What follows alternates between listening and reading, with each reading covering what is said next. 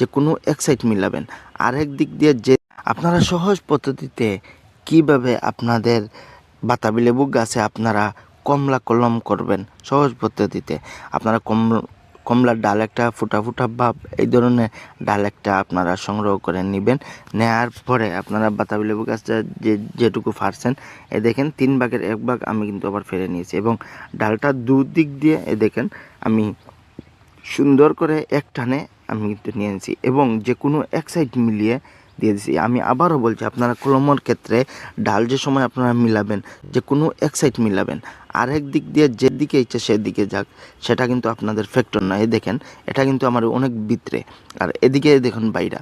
আপনারা যে কোনো এক সাইড মিলিয়ে টাইট করে আপনারা 01 পলিথিন দিয়ে ভালোভাবে, যাতে এখানে বৃষ্টির পানি হাওয়া বাতাস যাতে প্রবাহিত না হয়, এই ধরনের ফিতা নিয়ে আপনারা টাইট করে বেঁধে দিবেন। এবং পাশাপাশি এই যে চোখগুলো আছে আপনার কমলার ডালের যে চোখগুলো আছেন এগুলো একটু খোলা রাখবেন, তখন রেখে আপনারা এই টাইট করে বেঁধে দিয়ে এবং একটু দেখবেন যে আপনাদের কলম হয়েছে না।